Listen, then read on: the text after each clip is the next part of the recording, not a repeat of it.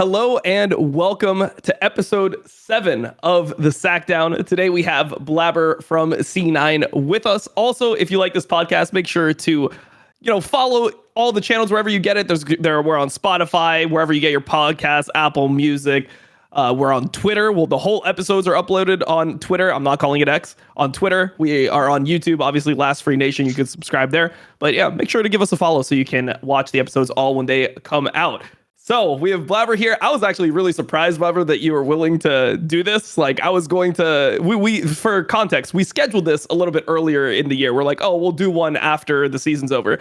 And then after the 100 Thieves loss, I was not going to message you for like a week or something. I was like, maybe I'll like give you some time to like cool off if you don't want to do it, or if you want to message me, whatever. And you messaged me like the next day and you're like, all right, let's get the sack down in. So what was the reasoning, Blaber? Why were you so down to do this? Because a lot of people wouldn't want to do an interview at a time like this. Mainly because I kind of just wanted to do all the stuff that I said I would do before my like off season, I guess, started. Because I knew I was gonna forget about it, and I told you I would do it, and I didn't want to go back on. I wasn't gonna say I'm gonna do it and then not do it. Uh, Obviously, I hadn't planned on doing it right now. I was hoping, after finals, Yep. that I would be doing That's when it. we But originally scheduled it for. It's like after finals weekend, let's get it. We should have a break before Worlds. But that's why I wanted to do it, but unlucky. Unlucky. This is a responsible man here. I thought he was about to burn down the whole house, So I guess that's where we have to start, right? The first thing that everyone's going to want to hear about is this series versus 100 Thieves and just Cloud9 in general. And there's a lot of different things to break down, but from my perspective, the thing that I've been most curious about when I look at this Cloud9 team is your interactions with Jojo, because when you guys got together, the whole idea was like, now you have this MVP caliber jungle, MVP mid laner. You're going to put them together. It's going to be crazy. They're going to be 2v2 killing everyone, roaming all over the map. Who is mechanically going to be able to compete with players like Blaber and players like Jojo? That 2v2 is just going to shit on everyone.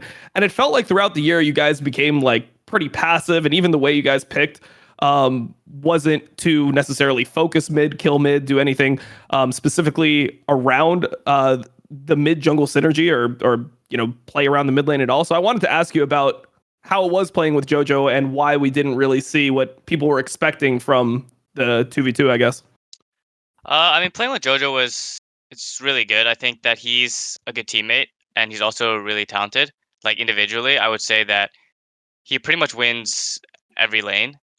Or he loses it really hard. I think like with Jojo, there's like no in between. It's like he pushes his limits. He's always watching his Chovy VODs. So he's basically always practicing his lane. And I feel like, at least when I was playing with him, if his lane didn't go how he wanted it to go, he would kind of just end up inting in scrims. And that's why like you would always hear about Jojo inting. But if like his lane went how it went, majority of the time he would pretty much win his lane.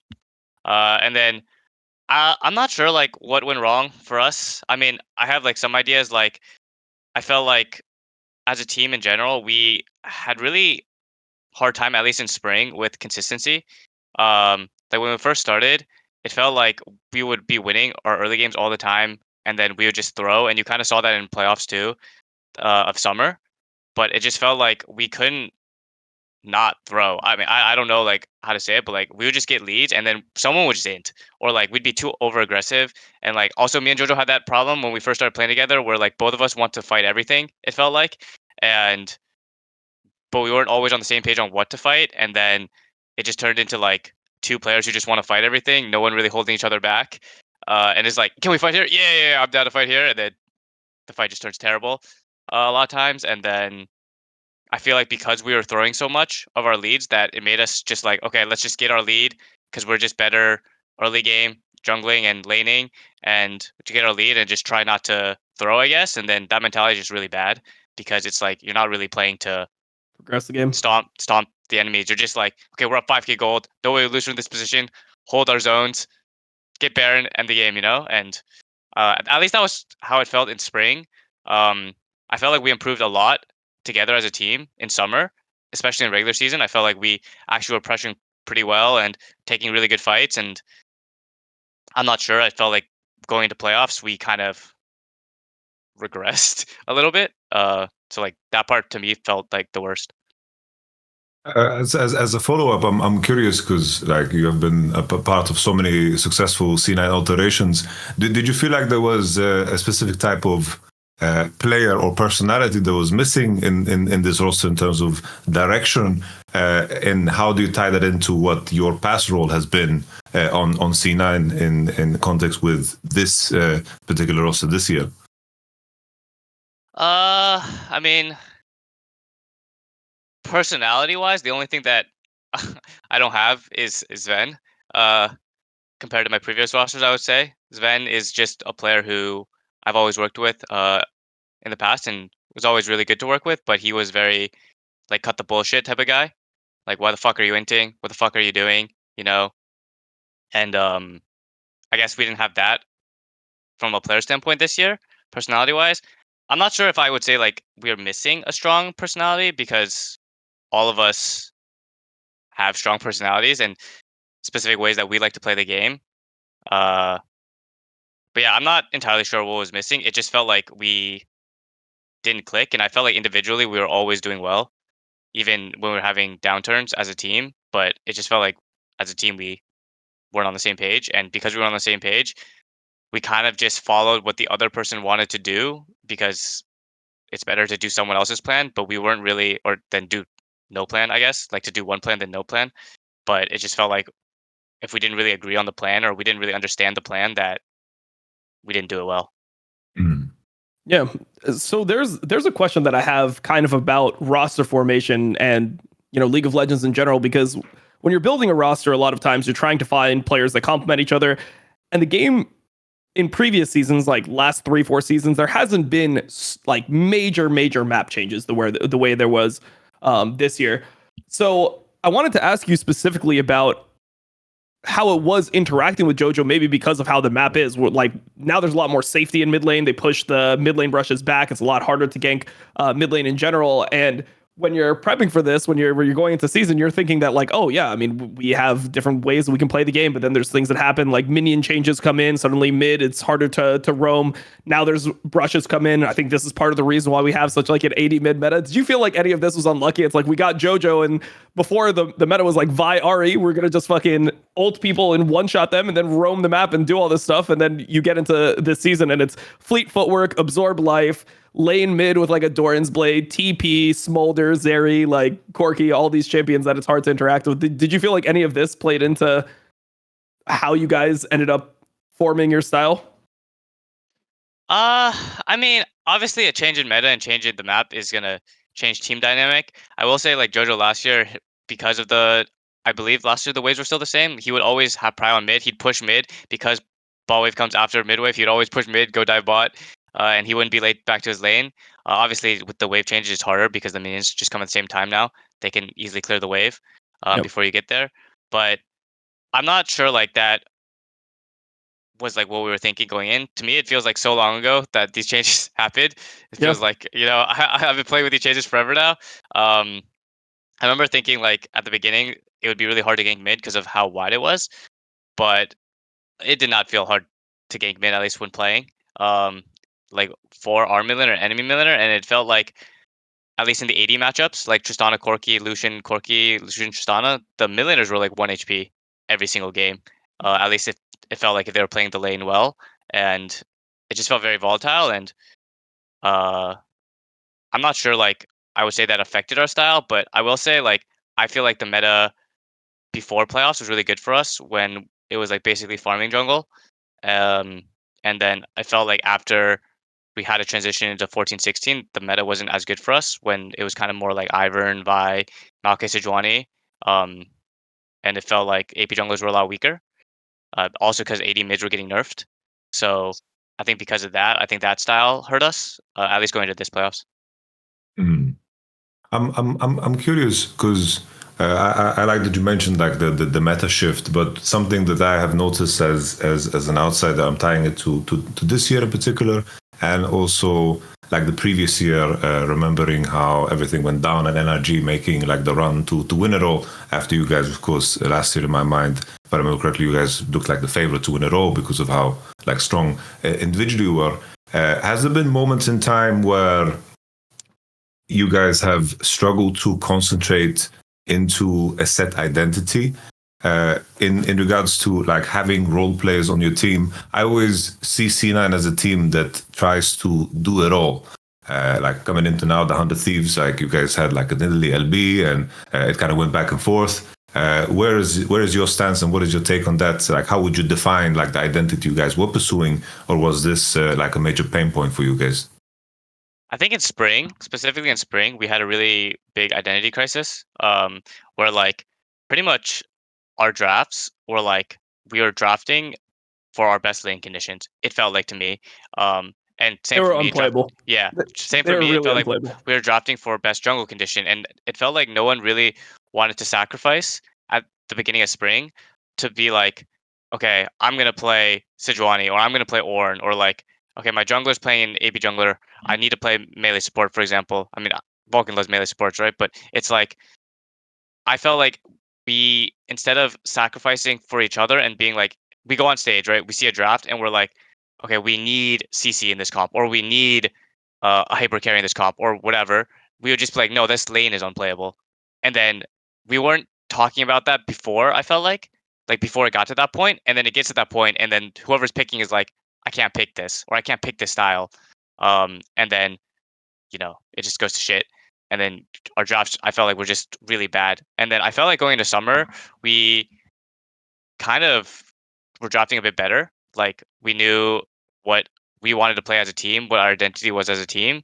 Um, but I feel like when it shifted away from AP junglers, it was a bit harder for us to figure out what meta was working for us. Um, when I was playing more like Ivern, like type champs, or like Maokai Sedge, and also it was just what we weren't winning as much going into that meta. So when you're not winning as much with those type of champs, you don't really know what's working. I also felt like I wasn't playing as well on those champs compared to when I was playing like Brand and Lilia in regular season. So it was just, I guess, hard for us Yeah. draft wise. Did you feel like you reverted back to this like identity crisis in terms of drafts? Because there was a couple that you had specifically in the 100 Thieves series, like game 3, for Ziggs. example, where you have the LeBlanc Ivern like mid jungle, and then the Yeah. Gnar top is just Gnar top because it's good into Renekton, and then you have MF Alistar. It's like the Alistar is good into Rel, that's why you pick Alistar, but then you don't really have like the real MF setup that you'd want. You don't have like MF Rel or like MF Amumu or MF Lilia, these types of things to play. So, like, do you think that this came back to bite you later on? Because it seemed like from the outside when I was analyzing the series, that was a big issue for you guys, that your comps weren't cohesive. They were just all individually laning competent, I guess. I feel like, yeah, a little bit for sure of what you're saying, but I feel like it's also like I'm trying to tie back to like us just inting the games. Like I feel like we come into the series with a good game plan. Like everyone obviously is going to shit on the Nearly LeBlanc. Yeah, I mean I'm not saying Nearly LeBlanc's good, but we were up 5k gold that game with Yep. like 2 dragons at like 15 minutes. It doesn't matter what champs we're playing. We should not lose that game from where we were, right? And I feel like same with the FlyQuest game. Game 1, we're up like 7k gold. Somehow we almost lose the game into like they throw at our Nexus. Like and then game 2, same thing, right? We were up so much, then we get caught right before the soul fight, or like we take a bad fight before the soul fight, snowballs. And it feels like to me, like after we had a couple bad games, we I don't know, kind of lost our way, and it feels like weird to say because like we're such veterans, but like that's how it felt to me. Like a Yep. couple bad games in the series, and you just kind of lose like what's you want to play, or like what you like what's working, because you're just making in like our heads like dumb mistakes. Yeah. No, I mean, I can definitely see that. What I wanted to ask you there, I guess, is was there somebody that you used to play with that would be like organizing the game at those states? Because I remember that was kind of something that even back when I played, there was people that would try to manage those states of the game because it gets frustrating when you throw a lot. So was there somebody that it felt like you guys were missing when it came to like how you set up these objectives? Because a lot of times when I was watching you guys fight, it's like you guys didn't know you were fighting. It's like somebody starts a fight and then no one's actually in range. Like the way that things looked were really uncoordinated around like those objectives when you have these 5k leads.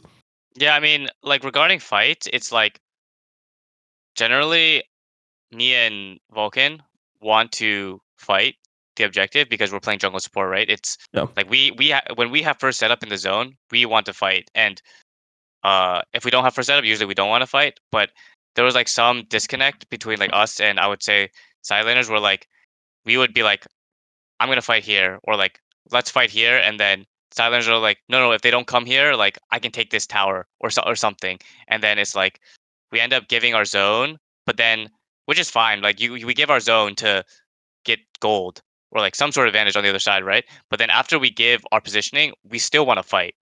It's like we give our positioning, and then we're like, let's still fight. Like we try to get everything. Like we're trying to squeeze.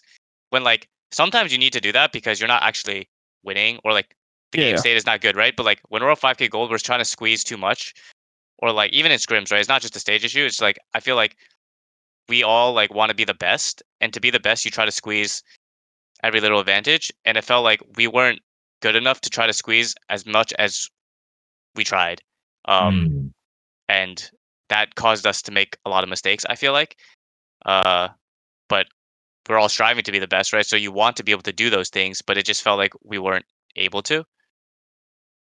I see. It sounds like I can relate to some of the issues. It sounds like common super team issues where like in my mind you guys are like in terms of who you signed and the players that are on the roster, super team, plain simple, right?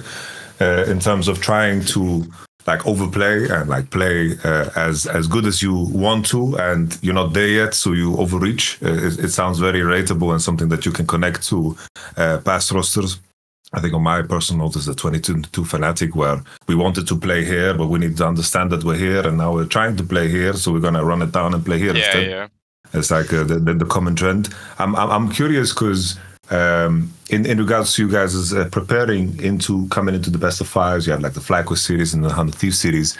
How did the scrim practice look like? How sold were you guys about where your practice was? Was it also like as unclear in terms of, let's say, your conviction? Like the drafts you had on stage against the 100 Thieves, were those drafts that actually showed up in scrims, or were you guys just scrambling all along the way? I don't think we were scrambling. I think definitely some of those drafts showed up in scrims. I don't think Nidley LeBlanc showed up once in scrims. I will say that. I think that was like we got Renekton Nidley 4-5. We thought we could snowball the game. We did snowball the game, but we weren't able to close out, probably because we didn't practice that enough, maybe. I would definitely say we were practiced on most of the champs we were playing, at least. I'm not so sure about the comps. But after we lost to Fly, we kind of got like, we scrimmed Fly the next day. I think they like 6-0'd us or something. And it was like, yeah, we didn't, because before we played Fly, we were doing really well in scrims. We were winning against Fly. We were winning against TL. To be fair, I think we were always winning against TL the whole year. I felt like they just weren't good in scrims, at least compared to us in Fly. And I felt like after our Fly series, we kind of just got stomped by Fly in scrims, and we were just like, okay, what is going on? Like, are we like mental boom from the series, or like what's happening? Because like this is not normal, right? We hadn't been getting shot by Fly the whole year. So then we kind of had like a talk as a team, like what do we want to play, what do we want to do, and I felt like we had a good idea of what champs we're playing, but it's also a bit hard because when we're going into this series, we aren't scrimming like Fly anymore. We only scrim TL once, and obviously we didn't scrim 100 and Dig, so we're kind of just scrimming like academy teams. Dragon Steel. Yeah, oh, man. And it was like hard to get like real information on what we thought was good besides what we played previously and what I guess LCK was playing, because they were on our patch. Just because when you're stomping the lower tier teams, you're not really sure what's like everything's good. Yeah, exactly. Yeah. And then when you're getting stomped by like Fly, like I said, that everything's bad. So it's like like I think I lost to Inspired. Like he was like, maybe don't say that. Maybe he's gonna play it before finals. So okay, we just blur it. We blur it. Yeah. We'll block it out. Nice. Everyone will just think he said like the N-word or something. It'll be perfect. Like they'll be like, damn, this guy was fucking. This guy was mad. I had something to ask you about the scrim point, because I've heard over the years that you're like the best scrim player of all time. You're like the scrim GOAT. Where like C9 in scrims is always the best, and you're like, there's just times where you're like over a scrim block versus a top team, or over like a split versus a top team, your team is like 40-5. Is it true that like you just run every single scrim? Like you're just like you're 1v9 like most scrims? Like me personally or my team? Yeah, No, you personally. Because I've heard this even back in like 2020. Like I remember because this is when Jensen lived with Mo, right? And I would like go over to his place and Jensen would just be like, man, Blaber is just like running every scrim. He's just like the best player in the world in scrims. Like he just never loses a game. That was for sure true in back like 2020, 2021. A bit last year, 2023. But this year, we weren't running scrims. In spring, we were getting stomped. Okay. And in summer, we were doing just okay. I think like I was doing a lot better in summer. I feel like this spring, my performance in general just wasn't that good. It wasn't good on stage. It wasn't that good in scrims. And I worked really hard in the off season to make sure I was playing well in summer. So I feel like I was playing a lot better in summer. Obviously, playoffs felt a bit bad because I don't think I had my best performances. But like, at least for summer and scrims, I think we were doing quite well. And I think I was playing much better. But it was also just like I said before, we were more focused on like trying to just play, I don't know, calm and collected because we were just playing the game normally. Like if we don't kill anyone, let's say in our scrims, we were up like 3k gold. So we were just trying to play more like stable and this summer, and I guess didn't work out. I'm curious now because you mentioned like the transition between spring and summer. You mentioned like some about how things like went better in scrims and how you felt better personally. I wanted to ask about the rationale behind very, very big decisions, right? Like Mythi being replaced with Ripert and then bringing in Thanatos, probably because like you have Ripert and with the history of C9 and he can speak to Thanatos clearly. What was the rationale behind the changes from your point of view, and how did the idea play out now in hindsight? I mean, from my point of view, what we were doing in spring wasn't working. I don't think it was Fudge's fault. I don't think it was Mythi's fault. But it felt like as a team, we spent a whole split together, and it felt like we weren't improving, and it felt like we weren't on the same page as a team, like I said, and it felt like our drafts were not cohesive. We were kind of just drafting selfishly, and I think Jack saw like a idea for like a change or upgrade, and we went for it. I think that, I felt like individually we weren't even playing that bad in spring. I don't think Fudge was even playing that bad in spring, for example, when we changed to Thanatos.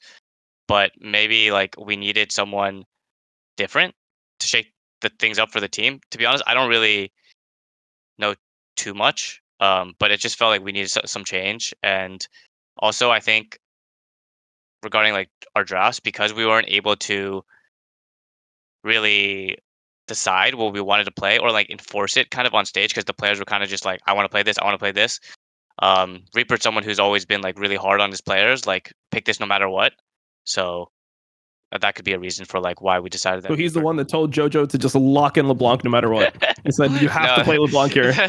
That's not what happened. I mean, the thing is, the thing that's weird about LeBlanc is that we were winning like all our LeBlanc games in scrims. Of course. So it's like when Jojo's like, I really want to play LeBlanc, or like, I think LeBlanc is good against Quid's champ pool, for example, is because Quid doesn't play that many things that are good against LeBlanc. We were like, yeah, let's play LeBlanc versus 100. And also we were kind of struggling in summer to find AP options during playoffs. And that's why you saw us playing Ziggs and LeBlanc. But we didn't have that many AP options because we were so used to me just playing AP champs. And when I was like, I don't want to play like Brand versus Zier anymore, like it's just not good. I can't deal damage. We kind of were just lacking AP damage, and we were just trying to find AP options that were working for us as a team. Okay. It's strange. Like if everyone was like bought into like the LeBlanc idea, it feels like it should like branch out. It's like, because I feel if I ask you straight up now, it's like, what do you want to play with LB? Like I'm assuming you're gonna tell me like 80 junglers, right? Yeah, of course. You're gonna say Lee Sin, like fucking Blaber Rek'Sai? Where's the comeback? Some Diego action, some Diego, action, maybe. some shit like this. Like that. I think that's the one from outside that is like the most confusing, because like if you bought into an idea, you expect it to like branch out and kind of everyone being like bought into it. That's why it looks from outside. That's why I made the point that it looks like scrambled together, you know, in a way, where it's like, oh, I guess I can lock this here. This is fine into those champs, and then it's like just kind of the dominoes kind of fall into a very, very weird place. Yeah, definitely. So if we bring it back, I want to bring back the whole thing to even like way before you even started your professional career, because I'm somebody who played against you a lot in like 2016 specifically. I remember this is like when I first started streaming, and I remember seeing you all the time. Like you had like 2,000 games or some absurd number. You had like one of the most games on the entire server.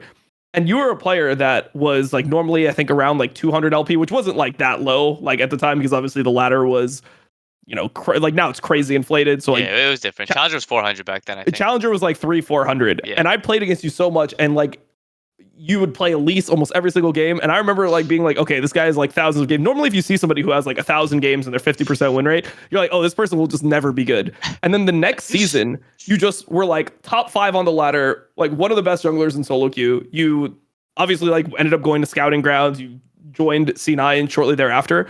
What was the breakthrough you had as a player? Because like the trajectory you had was different than most players that I've seen. Like, did you get from like low yellow to you know a little bit below challenger in just that season 6, or like how did your progression go? Because it seemed really abnormal to me, like from the outside.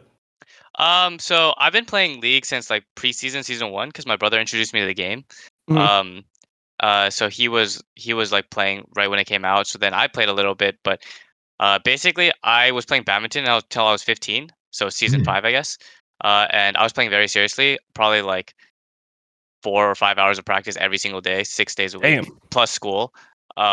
So I didn't have any time to play League. I would play like League very casually. Like if you look at my rank, it's like before season 6, I had maybe like 50 to 100 games max. Okay. And then season 6, when I was 16, I quit playing badminton, and then I was like, okay, I've spent so much of my life focused on one thing. That's what I'm good at. I'm just gonna do it for something else, and I just decided that was gonna be League. So season Yeah. 6 was the first season I actually played the game like like really hard. That's why you hadn't seen me before, probably. Mhm. And I went from gold to challenger in one season. Yeah. In that season, and I was like bit too addicted. Like my sleep schedule was like I get home from school at like 4:30. I'd go to sleep until 9 p.m. I'd play League from 9 to 2 a.m. Then I'd sleep from 2 to 6. So I was sleeping in 2 4-hour blocks and then playing League in between. And then I would do homework in school during my lunch period or like in Jesus. class for the class. Like I would do my second period homework in first period, and then my first like it was like a whole mess for me. And then um yeah, that's what happened. And the reason I picked jungle was because as a person, I don't like doing things that I think, or like at least for League, I didn't like playing things that I thought was bad. I only like playing meta. So I was like, okay, what's the most OP role in season 6? Obviously, it was jungle. Yep. So I was like, I'm gonna play jungle. Like I don't want to be weaker than my opponents. I lock in jungle. I do red Krugs on Rexa. I hit level 3. Barley's level 1. I'm like, this is so fun, you know. Yep. So I spent a whole season and I just hit challenger, and then I guess it just came naturally to me after. Um, Was there yeah. any specific like breakthrough you had where you're like, oh, now I've unlocked? Because normally like players don't like they have to spend time in low master, and then they like make a breakthrough, and then they're GM or low challenger, and then they're stuck there for a long period of time, and then they have like another breakthrough, and they get better. It seemed like you went from like maybe like rank 400 500 on the ladder to just be like perma top 10 in a very short amount of time. Was there something that like clicked where you're like, oh, now I just shit on every solo queue game? I would say there's one thing that clicked. Kind of just like I felt like I just had a good idea on how to, I guess, learn. I feel like learning is just the most important part of League. Um, Even like from season to season, I have to learn again because the meta changes, patch changes, right? But there's like 2 key instances I remember. Like I was stuck in D2 in that season, for like a really long time, maybe like 500 games, and then I lost like 21 games in a row, and then I dropped to like Damn. D4 0 OP, and or like D5. At the time it was D5, and Yep. then I was like, wow, am I terrible? And I thought about quitting. I was like, wow, this is like I'm so bad. And then I don't know. I just started watching some YouTube videos of like challenger players just playing the game like casually, and then I don't know, I just skyrocketed to like Masters, and then I was stuck in Masters 200 OP for a bit, and then I queued into like Sven at the time, and he like completely shit on me. And then I was like, "There's no way this guy's like this much better than me." So I Q sniped him 10 games in a row. I was like waiting for him to get in game, so I tried to Q snipe him 10 games in a row, and then I don't know, he shit on me 10 games in a row. And then after that, I just started watching pro players play the game, and then I felt like I was able to improve just from learning from them.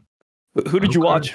Who are your like? Did you watch like Tarzan, or like who are you watching? Because that was like season 6, right? That was when he was rank 1. Like who are your? I was watching Dardoch. I was watching Dardoch at the time. Nice.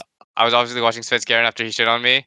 I watched Tarzan play a little bit, but not that much. I was mainly watching Dardoch and Sven play on as solo queue. I would just click the match history, see their games, and then I tried to add them. They didn't add me. Unlucky. Interesting. Wow. Nice. A random question: why did you quit badminton? I was just curious. It was stuck on my mind. I need to know. To be the GOAT NA jungler, bro. That's why I quit badminton. I got bored. I was like not getting any better. I felt like. So when I was like younger, I was like top 4 in the nation, and then I felt like every year as I got older, I was top 6, top 8, and then when I quit, I was like struggling to make quarters. I was like probably like a top 8, top 10 area, and it just felt like I didn't want to put in the time to be the best.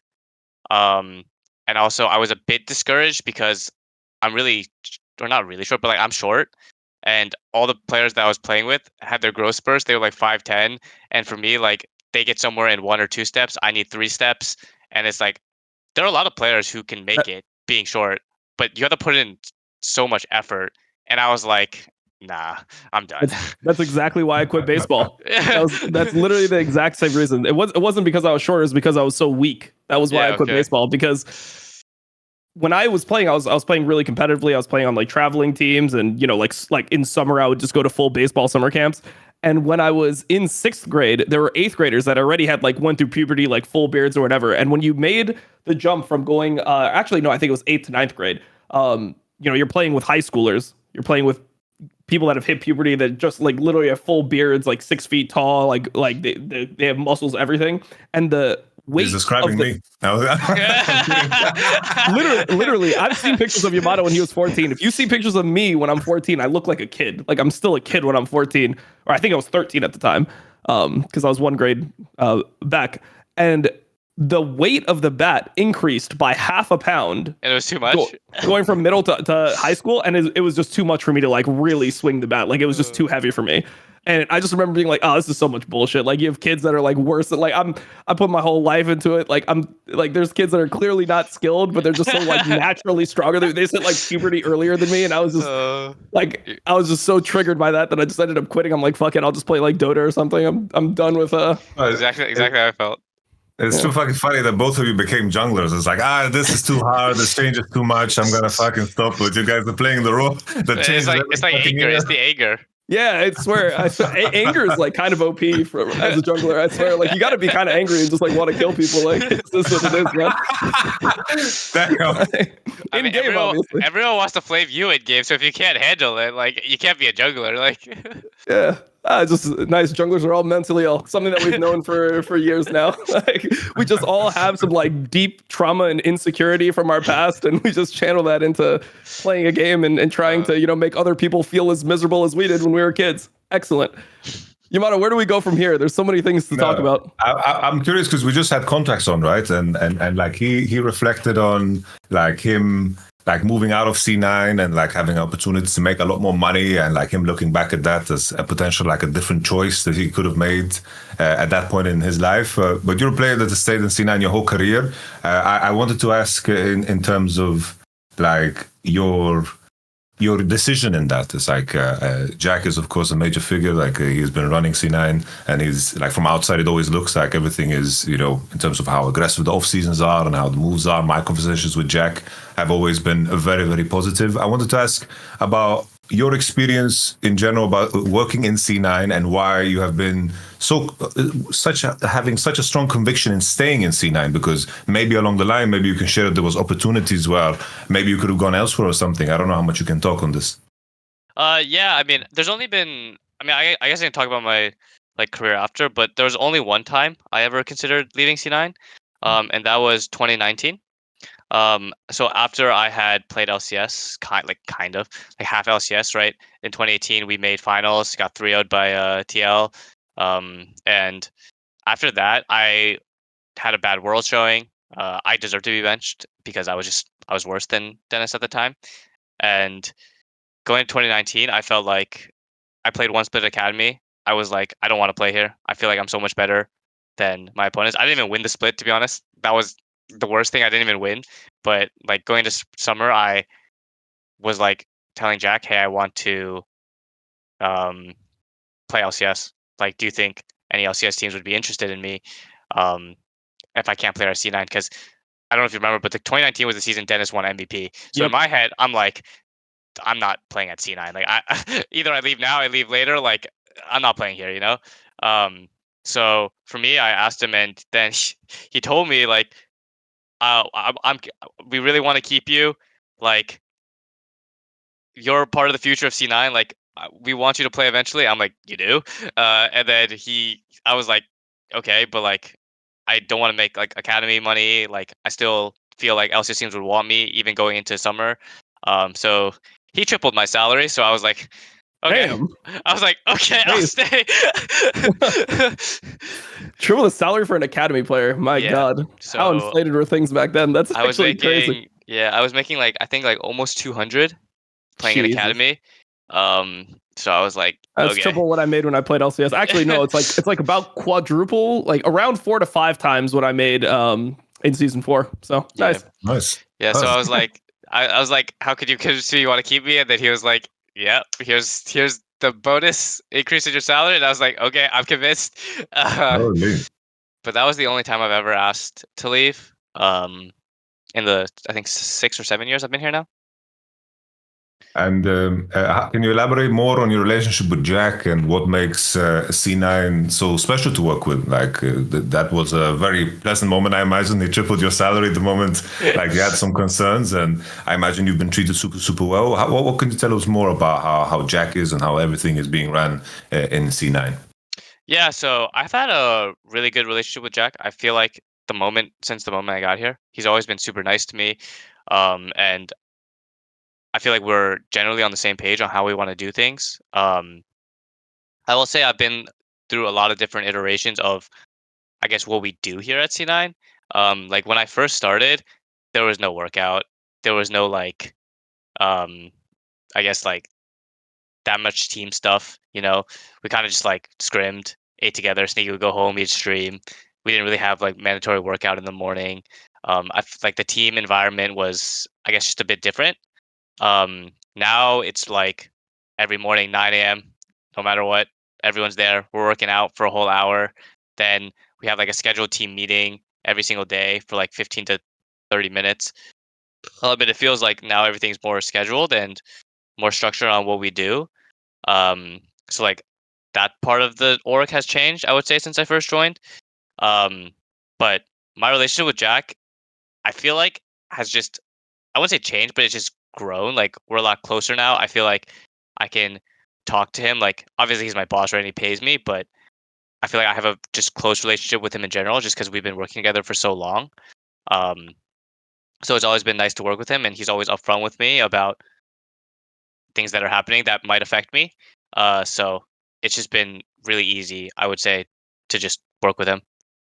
Would you feel that in your position, because you've been with the team for so long, do you feel like you have influence over the decisions that are being made, or is Jack like this is the move that is happening, and you just like trust him and go along on the ride? How does the dynamic like in the off season, like how the conversations going, if you can share? Yeah, I would say that Jack is actually, well, me personally, I would say I have a lot more share than I guess other players, or say than other players, just because I've been around, and generally he likes to build around me, which I appreciate. You know, it's also one of the reasons why I love working here. But I would say that Jack isn't just like, I'm gonna do this no matter what. Like there's some things where he's like, I'm not doing that, or like I don't care what you say, like I'm not doing that. I'm the like he's the boss. He makes sure you know he's the boss, you know. But he's very welcoming of ideas from other players, and he takes advice from basically the people that work under him very seriously. And you can actually see that in our rosters. Like 2021, like Perkz joins off a recommendation of Zven. Zven's like, hey, if we get Perkz, we'll do really well. Like, trust me, like, this guy will be really good for our team. We'll do really well in the year, right?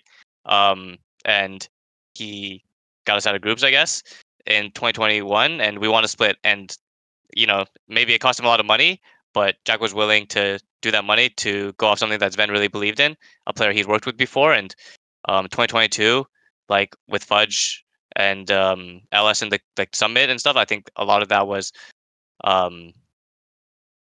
like from Max and Fudge and player recommendations on how we want to build our roster. And this year, I really wanted to play with Jojo, and I think Jojo's probably by far the highest paid player in the league. But Jack, got it done, and it feels like he takes player, what's it called? Player advice very seriously. Yeah. But he's not like, I will do this just because you say it. He goes to measures to make sure he knows what he's doing. Obviously, it's his company, his money, right? So he needs to make sure his decision is a good one. So I've always appreciated that about him. He just doesn't just do like whatever. It feels like it's very thought through what's being done. Okay. So yeah, I appreciate that. You nudged on it a little bit, like the whole like the LS Max Waldo Fudge thing. Like that was so short-lived and it went past so fast. And now like LS is always tweeting about like the C9 systems. What the fuck went down there? Like what the fuck happened? What can you tell us? I can't talk about it too much, or I mean, maybe I can, but I don't want to talk about it too much. But I think that Ellis he's a very smart guy. Like actually, I generally think he knows a lot about the game.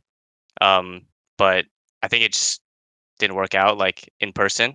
I just felt like, yeah, it just didn't work out. And I can't say too much on it. I really don't, I guess, want to say too much on it, but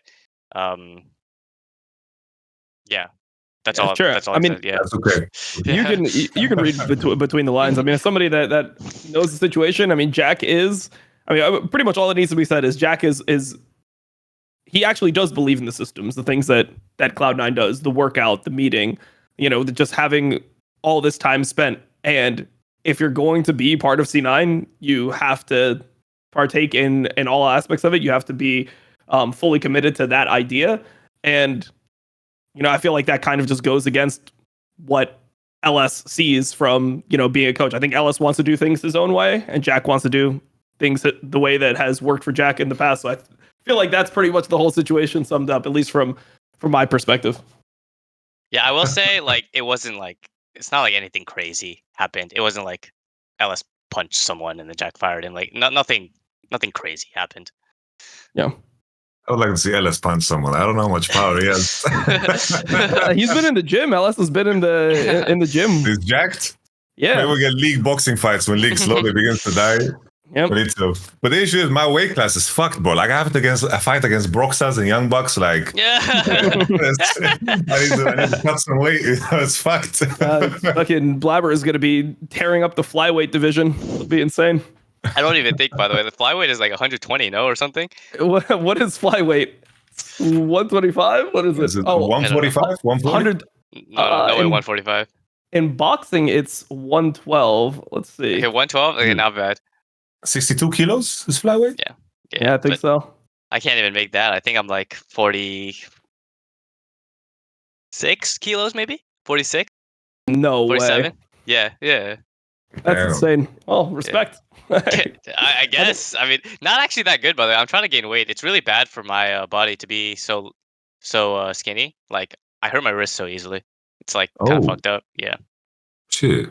Have you been injured during some times, or do you just feel pain? I was injured in 2020. I was like, there was like a 2-month period where I felt like I couldn't play. Shit. It was like pretty bad.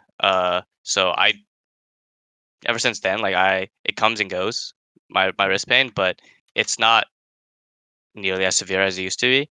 But I do like my PT exercises pretty much every day now, and I don't really even need to see anyone just because you just have to do your exercises and you have to not be lazy. Like if I stop stretching or like doing my exercises, it comes back within like a month. Um, Mm. but like if I'm on my stuff, then I'm fine. So suffer now so you don't suffer later. Type Yeah. shit. You mentioned Perkz. I'm curious because we talked about Perkz. It's like from outside, like I thought that C9 years was quite successful. You know, like looking that you guys got to quarters right, and like you won the split right, and I thought that was a successful year. But Perkz was someone that was flamed a lot because I think everything that he did was just under a fucking $3 million fucking looking glass, you know. How was your experience working with Perkz, and what were like some big takeaways? Like in terms of like seeing like part of a past G2 roster kind of coming together again. What are some learnings that you've kept with you from that year? I don't know. I really like working with Perkz. I think sometimes some people don't like working with Perkz or stuff. And I know he got a lot of flame, but um, that roster in general, I really liked. We had a lot of fun. Probably the most fun I've had with a roster in the last like 5 years. Um, it was a very messy roster for me though. Like we had so many arguments. There were so many strong personalities, and it was like we were having. I swear, like it felt like every week we were having some sort of fight about something. But we'd have an argument. We'd chill, play the board like the Secret Hitler board game, and then we just hang out together, and it would just be fun. Like I just really enjoyed playing with that roster, and for me, like Perkz is like he plays like he's the main character, and I think like I kind of respect that because he's not scared to like run it down, and like You know, 0-7 on yeah, Renekton. and even after he runs it down, he isn't scared to do it again. Like he's like, I know what I'm doing is right, and like I'm not afraid. Like I don't care about criticism or anything, or like like it feels like he has a really good mentality for winning. And sometimes he's wrong, and sometimes he's just straight up inting. But he also carried a lot of our games, like us making out of groups at Worlds. I would say a lot of that was him. Like his like LeBlanc game was like him the whole split. He's like 1v9 the whole game, then randomly Wing back into Inspired, giving him like 450 shutdown, then kills himself 3 more times, then comes back in 1v9s the game, and it's like I guess like it's just Perkz things. I don't know. And he also had a lot of confidence, I would say, from when he played. Um, I felt like no matter how much we were down in a series, it felt like he thought we could win. Um, so it was just easy to play with someone, I would say, with that much confidence because you always felt like you could win. Yeah. One thing I wanted to aura. Yeah, aura, yeah. One thing I wanted to ask about this period is when you look at the previous teams you were on, right? Even though you had Europeans that you were playing with, you had like Zven, Niski. I mean, there was a time where you were like, right under Svenskeren. This team, this 2021 team, felt like the most European team that you were ever on when it comes to like coaching staff, just the personalities like Zven and Perkz in the lineup at the same time. Was there like a big dynamic shift, or was it like hard for you to adapt to that level of criticism? Because it seems like this was around the time where, if you go back before 2021 in previous years, NA was always softer when it came to criticism than Europe. So like, was this a huge change when it came to playing with players that were willing to just tell you like you're fucking inting and stuff like this? I mean, so I played with Europeans before that roster. I played with Niski, I played with Svenskeren, I played He's a with nice European. Jensen, and like these 3 Europeans were like they were like very nice. So I was like, I mean, okay, nice isn't the wrong word. They're just very chill. Like they're not nice, you know what I mean? I mean, they are nice, but like they're still like very serious about the game. It's just like it was very chill vibes. Then I played with Zven in 2020, and also Vulcan is like, in my opinion, basically European. Yeah. Like the way he acts, like Canadian, basically, yeah, he's like basically European. It's like the first time I worked with Zven, I was like, what the fuck is going on? Is he gonna kill me? Like that's like legit like how I was thinking when he was like talking to me like sometimes, and like I was like at the beginning I was so scared of Zven. Like I was like, is he trying to win? Does he not want to play with me anymore? Like Wait, what's told going you, on right? here? Like He's 2 meters tall. yeah, and he's like 6'5", by the way. Is like towering over me when he's talking to me, and I'm like, am I gonna die today? Like that's literally what I felt like playing with Zven for the first time. And I would say like I've gotten to know like the Europeans a lot more, so like I understand the way they're talking, and they're really not trying to be like cruel to each other. It's just it's the best way to get words across fast. The way they talk, like it's very Yep. straight to the point and not caring if the other person gets mad. And like that's not always the best form of communication, but it is a really straightforward way, and it's not that bad. But like in 2021, basically, like I swear they were yelling at each other like so much. Like there were so many screaming battles about I don't even know what. Um, I remember like once, like in 2021, we were at Worlds. Like Mithy and Phil got at it like in a public place at dinner, like, and I wasn't even there, but they just like they were just trying to like I guess help each other improve, and it just turned into a lot of screaming battles, and then it just felt like everyone comes out of it and they're like, "That was chill," and I'm just like, "Was it? Was that chill?"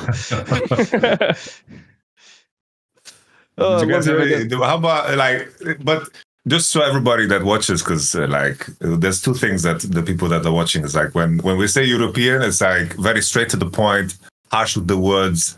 Emphasis is basically like, if what the fuck are you doing? It's like, Yeah. this means it's very fucking important. Don't fucking do this shit again. Get your head in the fucking game. And like, you're fucking inting. Why are you fucking inting? That's like the European way that sometimes me and Dom on coaching is like, Europe doesn't feel European anymore. Like everyone's fucking so soft or whatever. Right? Yeah. And then the second aspect is it's like this arguing. It's like the fact that ideas are in the open is such a good thing.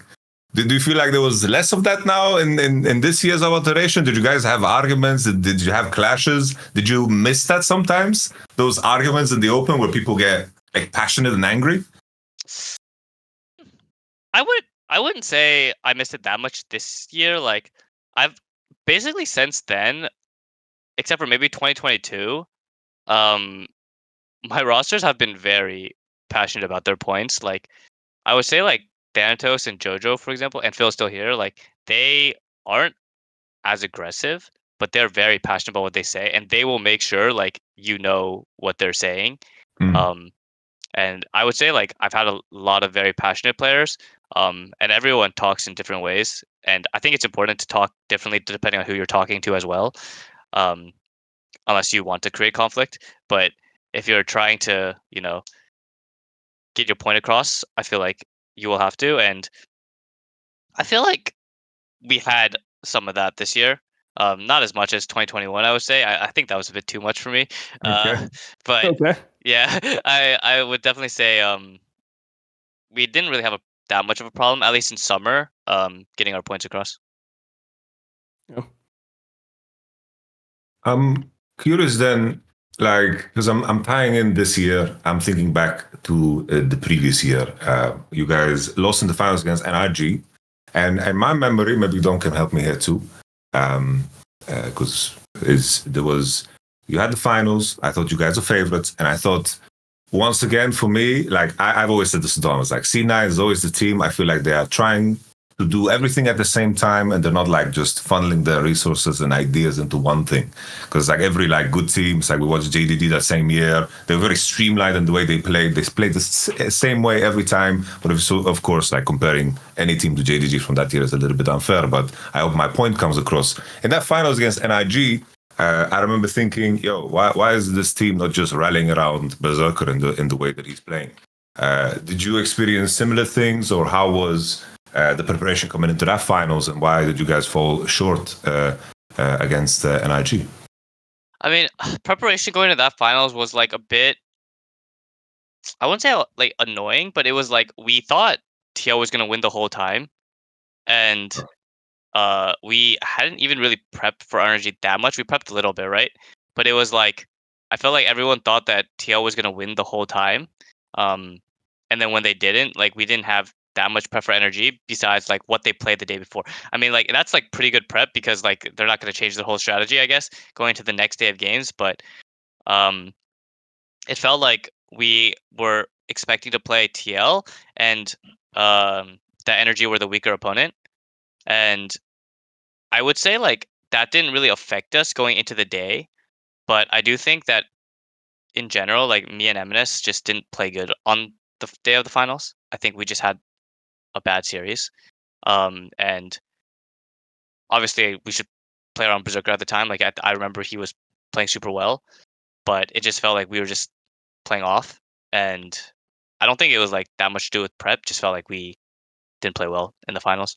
Yeah, Okay. I want to ask you a little bit more about Emenes as a player because the way that he ended up leaving C9 obviously seemed like there was some bad blood there. I mean, he just started just tweeting out like random shit, and then like it seemed like a lot of his tweets were antagonistic in a way. And then when there was the Worlds boot camp, there was the incident where he flamed somebody in solo queue, and that ended up hitting Reddit, and your organization was fine and stuff. The thing about Emenes is that going into this year, everyone thought this guy is too unhinged to play in a competitive environment. This was the narrative around him. It was shocking that C9 even picked him up because of what happened in Europe and apparently what happened in OC before that. But it seemed like for a while there, you guys had figured out how to, work harmoniously. And it seemed like he was a player that was misunderstood. And then when things went down at the end, it was back to the subtweeting, and it just looked really crazy from the outside. Is there anything you could say about this period, or like what it was like to work with M&S, and how he was in reviews or how he worked with the team? I mean, I think it was just hard to work with Emenes in general. Like for me, Emenes was one of the best players I played with. That guy is as a player, he's very good, but it's just hard to understand what he wants, and then when it doesn't happen, sometimes he just like I don't know, gets really upset, and then it causes him to play poorly. And I feel like at the beginning it was really easy to work with him because we were winning.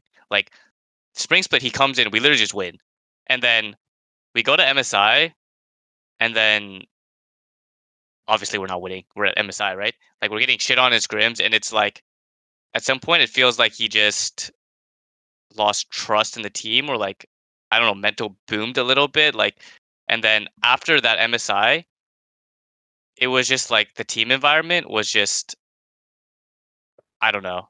It just wasn't good. Like we would have like we'd have to cancel scrims because we'd be sitting on the couch for an hour talking about some problem from just one game. We'd have like 2 hour arguments where like nothing gets resolved. People are still mad. And then it just felt like there were so many issues, but like they weren't being brought up in the right way. And I don't know if they were Emenes' fault, but they just always ended up him being a part of it. And then it just felt like we couldn't move forward as a team. And obviously Zven is someone who doesn't put up with bullshit. So he was like what the fuck is happening basically? And then it just turned into like, yeah, just a really bad team environment after MSI, I would say. Yeah. And what about World specifically? Before we talk about internationals in general, was the team feeling like doomed by the time you even got to Worlds? Because it seemed like we didn't even get like the real C9 at this World Championship. I mean, we were okay at Worlds, but like when we first got to Worlds, we were okay. Like as a team, like after the NRG loss, we weren't like. It's just we lost the series, right? We lost the finals. We still got a year to go. It didn't feel like anyone had given up or anything, but like it felt like at Worlds it's like to me it felt like similar to MSI. Like we were just losing, and then everyone was stressed, tensions were high, and then I felt like we couldn't resolve problems well. And like I don't know what people are expecting, but like we're going into Worlds, we're getting shit on by I don't know, was it KT? I don't remember. It was someone like T1 maybe. I think. Yeah, LNG, T1, and then yeah, Fnatic. yeah. No, I mean in scrims. On stage, Scrims, yeah. right. In scrims, we were getting shit on by like T1, for example. And then it's like we come out of the day and we're just like, instead of like trying to talk about like what went wrong, it just feels like we're just done. Like mentally, it's just like, how can we be losing these guys? And I'm like, how can we not be losing these guys? They're like practicing versus each other the whole year. Like we need to catch up, like I don't know, like, are we expecting to go in there and just? I mean, maybe it's different for me because it was my fourth or fifth world, so I know what's gonna happen when I'm scrimming these guys, you know. But it just felt like we couldn't improve because we were just, I don't know, struggling environment wise. Yeah. I mean, let's talk a little bit more about these international appearances, because you've been to like a ton of worlds, MSIs, everything. You went almost every year that you've been in the league outside of what, like this year in 2020, right? So you've had a lot of experience, and every time teams go internationally, you hear the same thing. They're like, oh, well, you go there, you get shit on in scrims, and then you like explode as a team because you're expecting to do better than however good you think you're going to do, you always do worse than that. Even if you're like, oh, maybe we'll win like 20% of our games or like 30% of our games, you actually just go 0-6 every set. Is it actually just like doom for NA teams? Are there any years where you actually felt like there was progress being made? Because for the most part, the results of NA outside of like, a couple times exiting groups have been similar in terms of just like not being able to get past a certain point. I mean, for me personally, I always have hope for my team and like for North America because I feel like, yes, like we're gonna go to Worlds and like let's say TL like APA, he's gonna lane against Chovy. Like I'm not expecting APA to shit on Chovy like in laning phase, you know? Like I he's am, probably but gonna lose. Yeah, you are okay, yeah. yeah, Okay, yeah. I mean yeah, me too then. But yeah. it's like I feel like we have a lot of time going into that tournament and we're able to scrim the best teams in the world. Like we need to use that time to improve. Like even if it's not for this year, maybe for next year. But it feels like um, it's hard to catch up that much because like it does feel like sometimes they're pretty far ahead. But it does feel like for me this year, like TL and Fly, I feel like actually are quite good. TL more so, I would say, because I feel like TL's map movements are just way better than anyone else in NA. Yeah. Um, I think and it's I feel literally like world class. I don't know yeah, how Yamato feels about it, but I Yeah, actually feel like when it comes to 2v1ing and stuff, I think TL does some of the best iterations of 2v1s, like pretty much in the world. agreed. Yeah, yeah. like I think they're like TL, G2, Bilibili, Genji. I place macro wise, obviously Bilibili, Genji above, but I think they're right below them because I think the LNG Weibos, whatever, they are not moving at all. Yeah. Like Yeah. they dance and do missteps and break a door or two along the way, even though they're Yeah. individually good. But please Guys, so continue. we're Yeah. just giving as much hopium as possible, just so everyone will be really let down. Yeah, but At when I Worlds. play Yeah. against TL, it feels like they always know where to be, especially top jungle support. Feels like they're always in the right place. And I think they're just really smart about the game.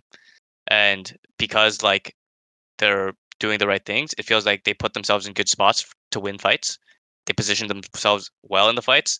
Like they might not be the best laning team in the world, but I don't think it. At least it doesn't matter here in NA. So uh, I think that they will do well this year. Hmm.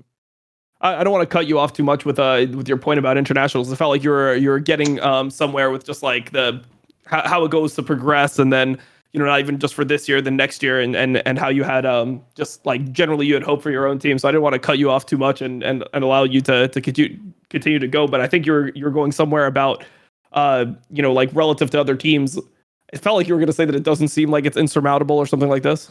Yeah, it doesn't like to me. It's like the first time you scrim them, it feels like unplayable because well, it depends on the team, but like the best teams in the world, it feels really hard because you kind of just get rolled in lane, and then you kind of get rolled in the early game, and then after you kind of realize what they're doing, you can start scrimming against them. Like even for us, like when we were scrimming T1 at Worlds, the first time we scrimmed them, it was like unplayable, like can't play the game, or like MSI, and then the second and third time you start playing them, it's like it's fine, like you're gonna lose, but like you can catch up. And we scrimmed BLG last year at MSI like 7 days in a row or something because they were in play-ins and they had no one else to scrim in EU.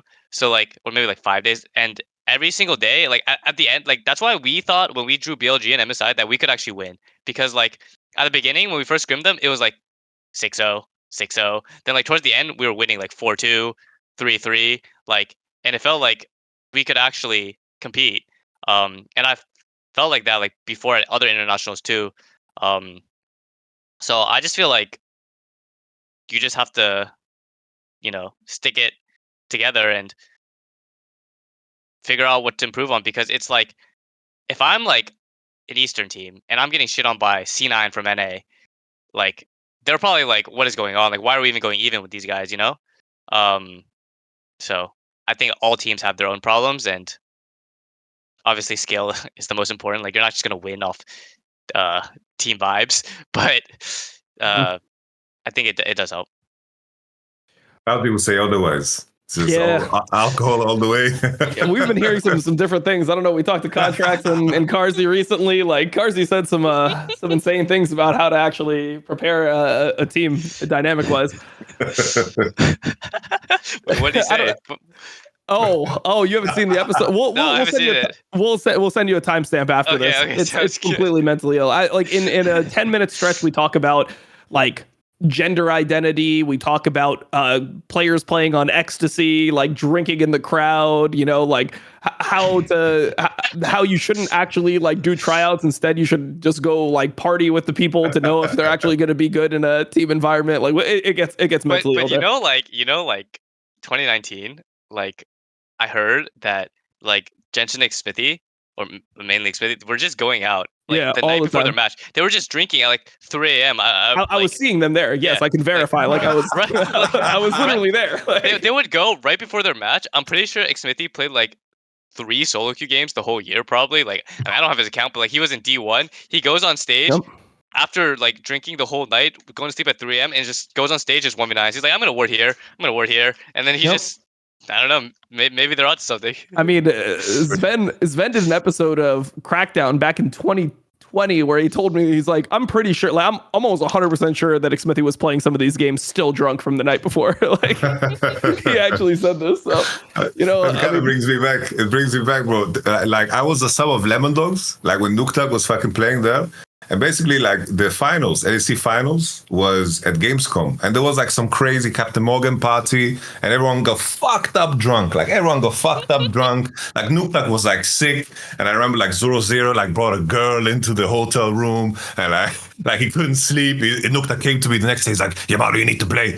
You need to fucking play. I don't know why I'm doing Alex Jones' voice. But basically, Fnatic just won the finals because they just held their liquor way better. Like, they also partied, but just came up to the stage where he was fucking ready to go, you know? They just had that power. It's actually good. It's just a tolerance gap. Nice. Shit. To bring us back, I wanted to talk about the differences in scrimming Chinese teams and Korean teams at Worlds, because whenever I see teams now post their scrim results, it seems like in general Western teams do significantly better scrimming Chinese teams than they do against the Korean teams. But when we see the teams play, it looks a lot closer on stage. So is there just some major difference between how Chinese and Korean teams scrim? Is the experience that like playing against Chinese teams is a lot easier? Or how do you feel about this? So the main difference is that, at least from my point of view, is that you can't beat Korean teams unless you're actually better than them, or they, I don't know, lose their mind. But like, basically, I've never really been able to beat Korean teams because the amount of mistakes they make is like very little when they're winning, and when they think they're better than you, they kind of just choke you out. They play the game normal. And then they play standard, they set up objectives well, and usually you will make a mistake before them because they just play very well and don't make mistakes. Especially the teams that go to Worlds, right? Like, I'm not talking about like the bottom LCK teams, but the ones that go to Worlds, they know how to play to their win con, and when they're better than you, they will make sure that you don't have a chance to come back. Like, when they take a lead, they choke you out. They don't you don't see them running in 1v5. You don't see them like greeting for a tower or something. Like, they will just they're like, this game's already won. We'll just win cleanly. When we play LPL teams, they're winning or they're losing. It doesn't matter. They're fighting me to the death. Like, especially in practice. Like, I don't know. Like, they will just be there fighting. Like, I remember in 2019 when we were scrimming against FPX, Tian was doing his jungle while LWX was solo killing my jungler or Svenskeren at his blue buff level 1. And like, they're just like always pressuring you, and sometimes the pressure goes really bad. Like, they'll just throw a whole team fight, or like someone randomly will try to 1v3, die, give a 1k bounty, you come back. Like, they will be fighting you, and that's why it feels like in scrims it's so much more winnable, right? But on stage they don't make the same amount of mistakes, and they play their team fights really well as an LPL team. And like people say they're not that good at macro or whatever, but like they are still really good. Just maybe not as good as the LCK teams, but like they still really know what they're doing. They just happen to like to fight more.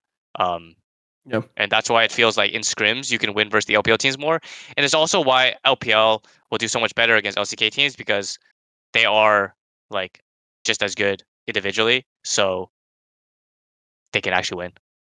I can definitely like reaffirm that like LPL teams are like giga loose when it comes to scrim.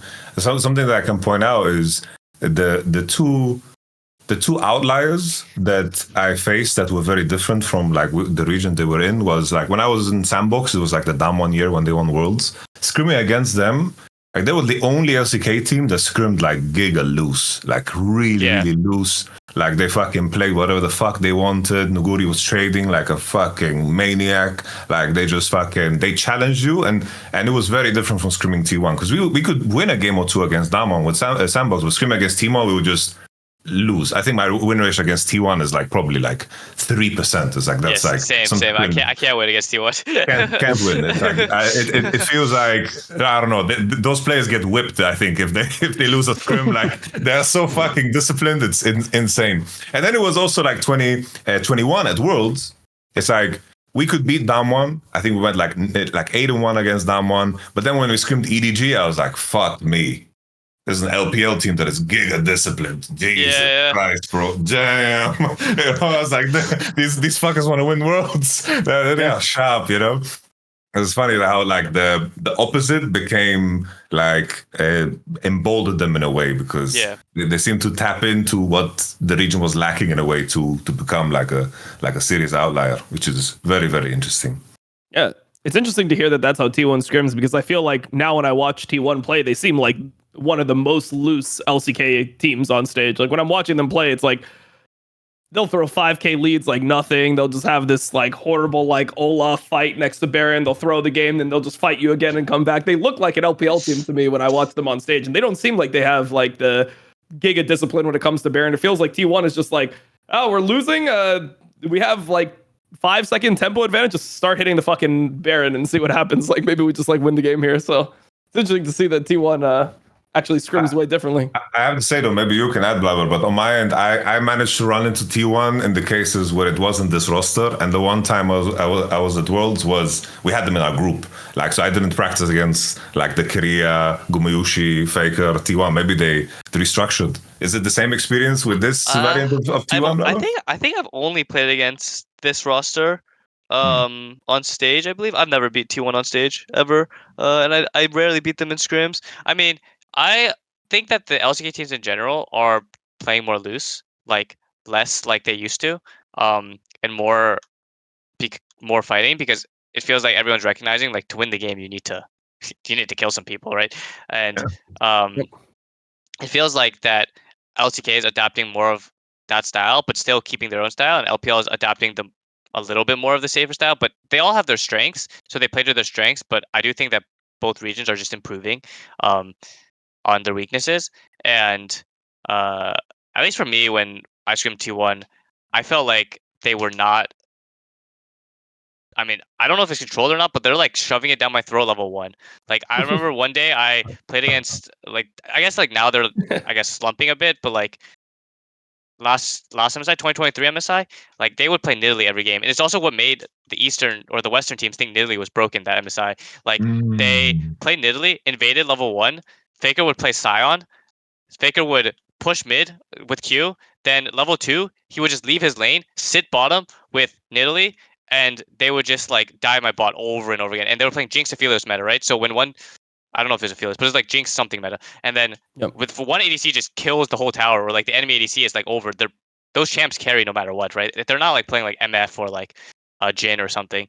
So it's like we were just like it's impossible to play against Nidalee after that, and then we were just like Nidalee's broken, and then like you see all the East or Western teams go on stage, they play an Eastern team, Nidalee ban Nidalee. Then the Eastern teams play each other, Nidalee's not even touched. It's like Maokai versus I don't even know. It was just like Maokai every game. So yeah, it didn't feel like they were playing that safe. They were kind of just stomping us. So when you mentioned Italy stomping scrims, you mentioned earlier like LeBlanc was something that was stomping scrims for you guys. How cognizant are you of champions that are like scrim champions? Like, do you have this in your mind when certain champions start performing? Because from the outside, like, there's definitely champions that when you see them on stage, you know that this champion must be tearing up scrims in order to be being seen. And then you see it on stage, and maybe they have like one kill in 13 minutes, and the game is much slower. How do you weigh this when you've played so many scrims and now you've played so much stage and you have data from both? I think you always know, like in the back of your mind. For example, when I play Nocturne and I kill like 5 people, I get 5 ultimate 100 stacks at like 10 minutes. I'm like, this is not normal. Like, I think everyone knows like the champ they're playing is better in scrims, but it's it's more about like what you can consistently do, and uh how you can pressure the game. Like, if I'm just playing a champ and I'm just killing everyone, like that to me is like not consistent way to play the game. Like, that's not going to happen on stage, right? But like, if I'm playing Italy, for example, all my lanes are winning. I'm able to skip every single Drake. I'm able to invade the enemy jungler because he has no prio. Like, I mean, obviously you can do that chance with other champs than Nidalee, but like Nidalee's the most oppressive when it comes to like pressuring. Um, I think you can see value in your pick, and also like regular season is a good time to see as well. Like, if the champ will work, because like even though it's regular season, people still take their matches very seriously, Mhm. and if you're able to execute well, then you can kind of see that you'll execute well, like in playoffs, right? If you're able to show that you can execute well during the regular season, Yep. so Unless the it's meta also like completely changes and yeah, unless the meta completely changes, exactly. Yeah. So I think it's just you have to. I mean, for me, like I always think you have to trust your practice. Like, it's not worth to just like practice something the whole week. Genji played on Friday. You play on Saturday. What the fuck? Genji's not picking what we're picking? Okay, drop everything. Pick Yeah, what they're picking on Saturday. Like, you haven't practiced it, It's like, I think at some point you have to trust your own practice, because it's really hard to like actually understand why they're picking some things. Like, why is Genji like winning every game on Lily? And I mean, you can kind of understand, right? But like by watching the games, but like you don't really see the reasoning behind blind picking this champ versus picking Nasus. Like, you have to kind of see for yourself.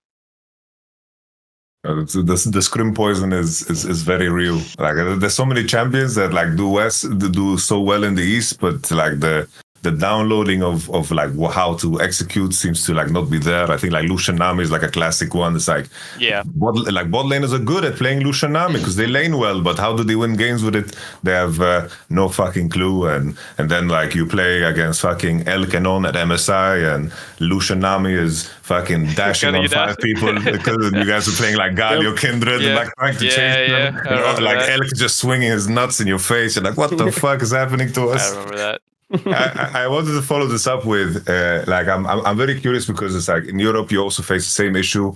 Like we mentioned some of how like the Chinese teams and the Korean teams are like adapting. I feel like always when there's like leaders, like the best team globally is like winning, it feels like the top teams in China and Korea are always like studying. It's like, oh, Genji did super well at MSI doing this, and now I now can see like Bilibili is doing the swap thing. It's like Team Liquid is doing it, G2 is doing it. Everyone figuring this stuff in their own way. But mentioning back to like Damwon being a lot more loose after like G2 performing super well the previous year, FBX2, and then Damwon doing like this loose approach and everything going back and forth. What I'm leading into is, in terms of like improving in North America, it's like at many points in time, you on C9, you guys were like the #1 team, right? In terms of like improving in a region where you're the best team, what are the challenges that you face, and how do you actively create stimulation in practice when teams tend to like fold very easy? How do you actively improve when the resistance isn't there? I've only really, like, to be honest, felt that once in 2020 when I was winning every scrim. Like, in 2020 spring and summer, like even though summer we didn't make worlds, we were like 95% scrim win rate, that split. Like, I remember we lost the FlyQuest on stage. We scrimmed them the next 2 days. We beat them like 12-0 or like 10-0 at the time. And it was like, that was the only time I've ever felt like, why are we winning in scrims but not on stage? Like, I feel like I win with anything and I go on stage and I can't win. And like that was the only time where I felt like I couldn't really understand what was happening. Whereas I feel like the other years, even when we're winning, our scrims are very close. And um it's not like the other teams can't compete. Like we might be slightly better, but like if you pick something troll, like they will punish you. Like at least the top teams, I felt like over the years. And I'm not sure. Like for me, I am trying to like convince my teammates and myself that like just because like you should think for yourself a little bit, right? Like what's actually good, or like just because China and Korea aren't playing it doesn't make it not good. And you just have to kind of see for yourself. I sometimes like to look at win rates to see random champs. I'll check. Analytics gamer. Yeah, I'll check a little bit. I'll be like, okay, why is what's it called? Seraphine ADC 55% win rate. Berserker, you think it's good? He'll be like, no, I think it's trash. I mean, I'm like, okay. I mean, I can't tell him like what to play, right? But it's like, you try to figure out yourself what you think is good, and especially this year, NA is always a patch ahead of everyone else because of the way we've been doing like the live patch thing. Yeah. So you don't have a region to copy. So you need to figure out the meta yourself, right? And if we're not figuring it out, and let's say TL is figuring it out, then we're just a step behind them, at least for a whole week, right? And then I don't know, you just have to do it yourself now because it's just harder to copy. And I feel like champs like Nasus or Udyr, like when they came out, people were like, "Oh, these champs are good." I remember like you talking about how Udyr top was broken for a long time before LCK was playing it, and then no one's playing NA. And then the second Korea plays it, it's like, "Oh yeah, it's so broken," and it's like it's been broken the whole time. Like you just didn't want to try it, you know? Like it is what it is. We tried with that one. We tried with that one. We were messaging everyone, and yeah, it just wasn't going over. Like it wasn't going over well. But there's something I wanted to ask going back that you kind of skipped over is the 2020 summer split. I wanted to talk to you now that you've had time to reflect about what you think actually went on that split, because you were saying here that at the time you couldn't contextualize why you were losing those games. You're winning every single scrim, then you go on stage and you're losing to these teams that everyone thinks you're better than. No one thinks that like FlyQuest, for example, is a better team than Cloud9 at that point, but they were able to get it done. So when you were able to take time and look back on it, what was your where did you fall on why this ended up happening? I think like a couple things. Like I think meta shift wasn't good for us. I think that we were playing so much of like roaming mids and stuff, like roaming mids, Galio, exactly. Rumble, like roaming mids, and like it felt like that playoffs was a lot of like mages and kind of like I don't know, more carry mids like Lucian. What's it called? Bjergsen was playing Zillion. There was like some Syndra, I remember. And it wasn't as much like when we were stomping like Rumble, Kiana, like these type of mid Zoe. Like Niski was like super good at playing that style, and I felt like the meta shift wasn't as good for us, but it still felt like we were good in the meta. And I'm not sure. Like I just feel like we were like headshot. Like at the time, we could only win one Olaf and Kalista, and teams would just ban two champs against us, and it feels like C9's done. Like Kalista's banned, Zven can't 1v9. Olaf's banned, I can't 1v9, and it just feels like we didn't have a clear game plan when we went on stage. And maybe in scrims, because we were still individually so good that after we stomped lane, they would just roll over. But on stage, they're not rolling over. You know what I mean? Like they might be down, but they're not gonna lose the game. Like they're not gonna ask for a remake. They're not gonna FF. So that's how it felt to me. Also, like side note, not related to why we lost, but like I feel like versus Fly, if they didn't chrono break, us winning the game, we could have won. Like we would have been up 2-1. Like I blame Centaur, his mouse died. And then they had a chrono break when we aced them. And then we lost. Yeah. No, that's tragic. I was gonna ask, do you feel looking back that you should have just hard committed, like hard forced your style? Because in NA at that point, this was the split that obviously we had a bunch of the Bjergsen Zillion, right? And everyone was looking at this Bjergsen Zillion pick, and somehow he's even in lane, every single lane. Like I remember he played the Zillion versus Niski Lucian in your series. Like I still have that ingrained in my head. And yeah, no, I flame Niski for that all the time, just on a personal level. No, I'm just kidding. He's somebody who's a friend of mine. We just do it like in the stack every now and then. But when I was seeing this, everyone thought this isn't a realistic way that TSM is going to be able to play at Worlds. That's why everyone was super skeptical of them going to Worlds, is that you're not going to be able to lay in Zilean versus Orianna versus one of these top tier mids on that patch. Did you guys ever like think that maybe you should bring it all in and just go back to what you were winning with just to guarantee that you get to Worlds? Or was it one of those things where you thought that, you know, making it to Worlds wasn't even the goal there? I mean, you're trying to win the split. You think that you're probably the best team, and it was so shocking that you didn't end up making top 3. I mean, I don't know. Like, I feel like we did do a bad job adapting. Like, for example, versus FlyQuest, our bot lane was playing Ezreal Yuumi 4 games in a row. And I'll say, like, our bot lane was probably the best part of that team at that time. And they were playing Ezreal Yuumi 4 games in a row, and it felt like they didn't have that much impact, even though I think Yuumi was pretty strong on that patch. And maybe we should have just changed something up there, like not just ran it back 4 times in a row. You know, like we're not winning. Like, but it's hard for me to really say because I don't remember too much of like why we stuck to what we stuck with. But I will say like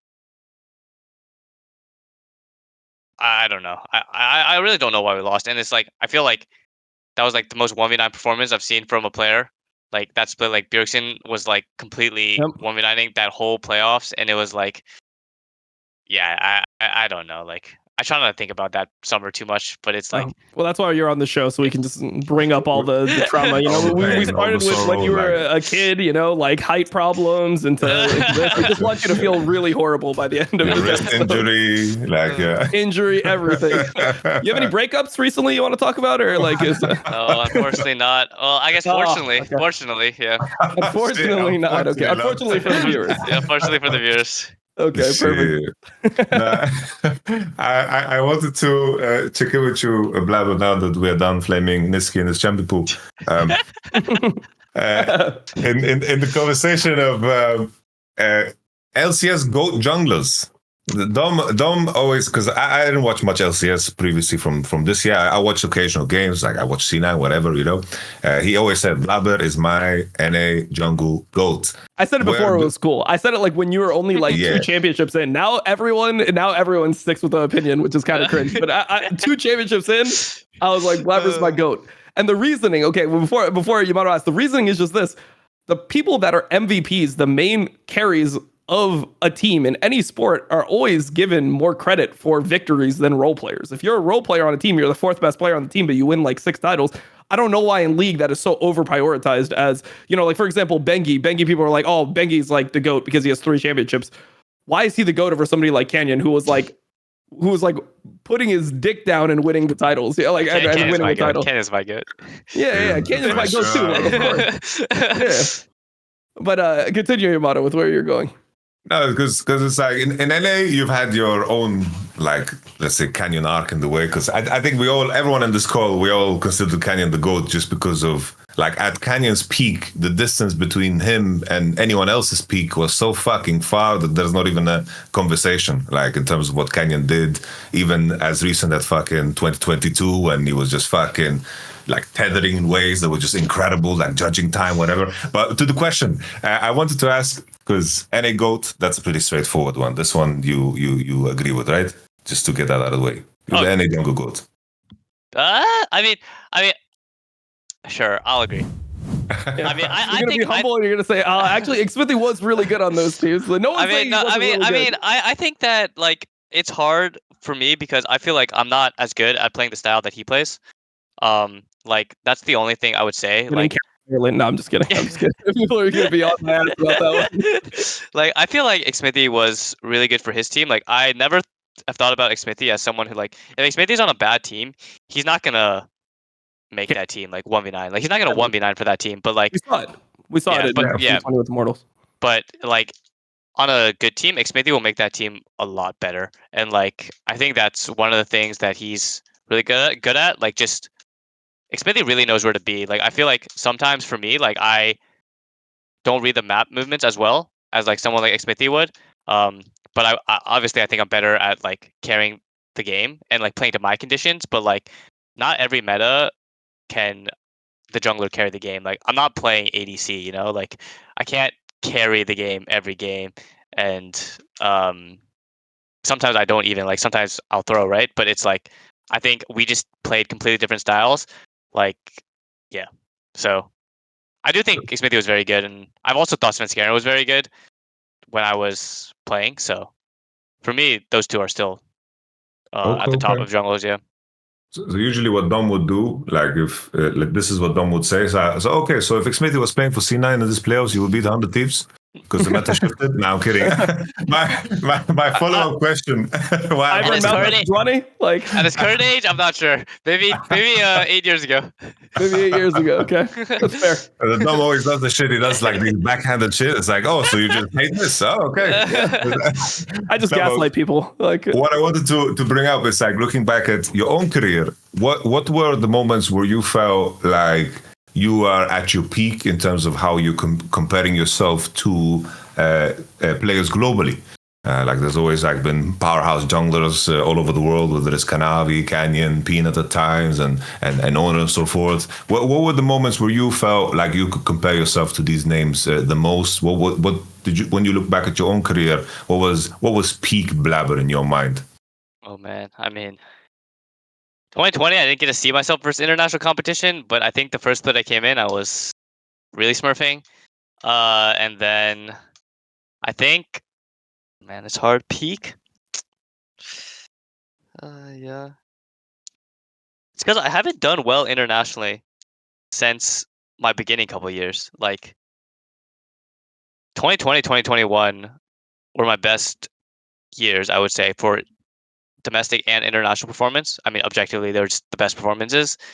I feel like 2021, like at the back end of Worlds, I was playing really well. But I didn't play well that whole year, and I didn't really play that well during play-ins. So,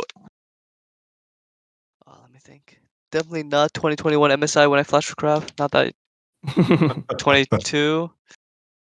I mean, I would say it's probably like between 2020 and 2021, I guess, where I felt like I was playing the best comparatively to, I guess, the international players. I think I'm much better than I was back then. Like, I think every year I'm better than I was the year before. But everyone else gets better. So it's like hard to see improvement, right? That way. But I do think I'm much better now than I was before. Okay.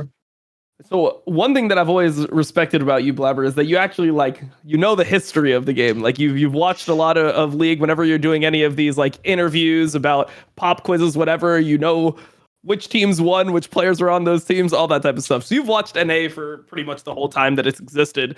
And I wanted to ask you about the NA GOAT conversation overall, because for a while it was just like Bjergsen or Doublelift. Those were the only two names. I guess you could start with who did you have there in that debate? Like if LCS ends tomorrow, who's the GOAT of LCS? And then I want you to now factor in Impact with like his recent MVP. I mean, if he gets another title this year, he's sitting up there with I think at that point it's 7 titles. So how do you factor in all these 3 players into the NA GOAT debate? So I actually voted last year when they did the top 10 thing. And I voted Doublelift number 1. But for me, like it will always be Doublelift unless it will be always Doublelift for now, I guess. I'm not gonna say always, but like I feel like one, I was a fan when I was growing up, so that's like a bit biased, right? Okay.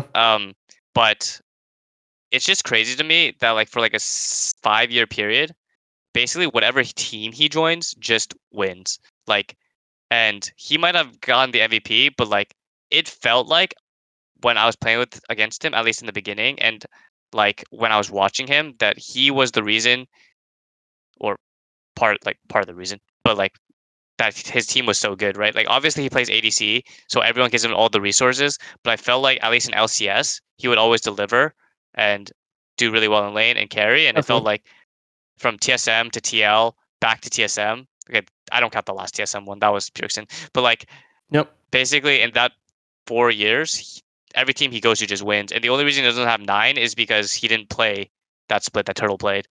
So I feel like for me, like he just changes teams and he just wins, and it's like, and he's the main reason, in my opinion, that they're winning too. So I would say it's Doublelift. Yeah.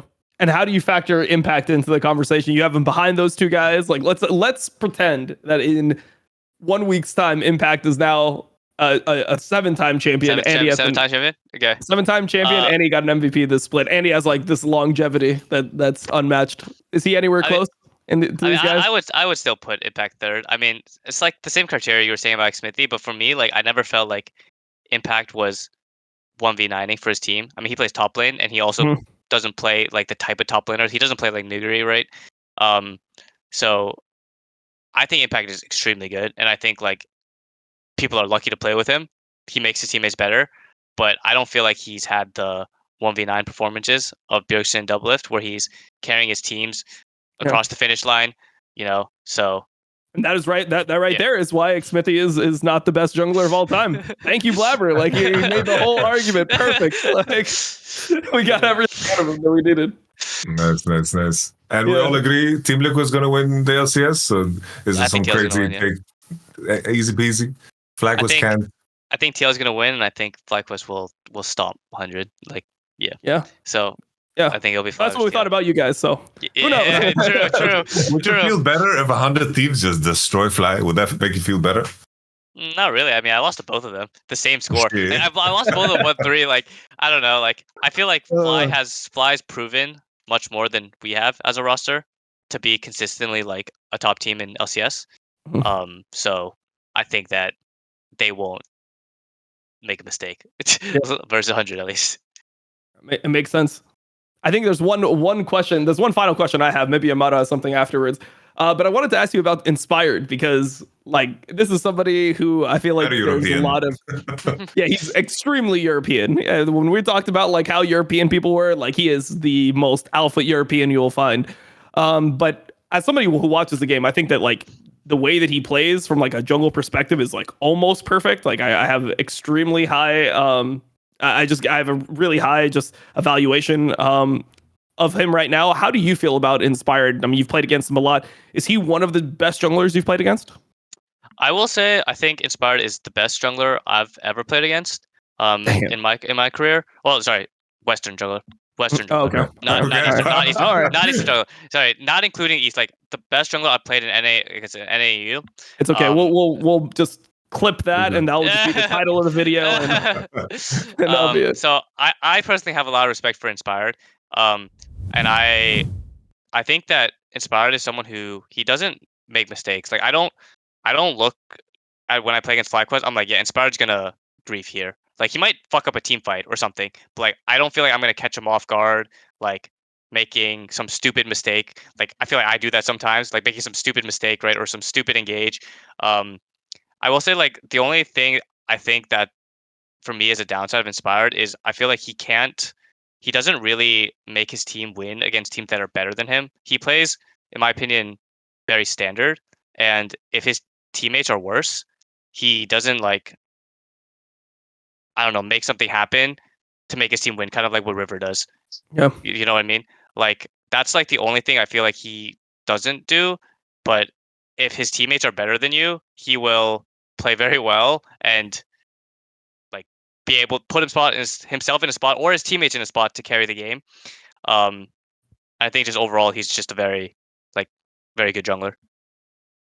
I can add a little anecdote because I think it's past the statute of limitation. 2021, when we played against Inspired in playoffs, we 3-0'd Rogue.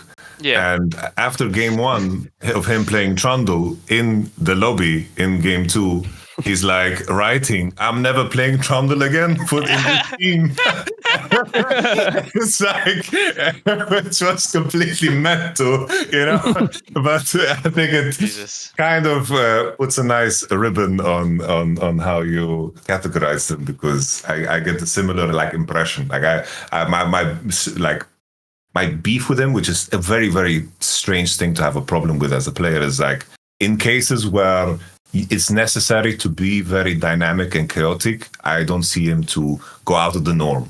So I like him the most when he's actually playing those champions like the Sejuani, like the Gankers, because then he's in that mindset where he's not overly like tunnel vision. Because I thought like when EG won like the split with him like playing Javan and being like super, super active, I was like, damn, I've never seen this inspired, because when he was in Europe, he was just playing Udyr, and stealing chickens. I mean, you had to. By the way, you had to play Udyr Hecarim. That meta, like, you didn't have a choice. No No, matter what for their sure, player. for sure.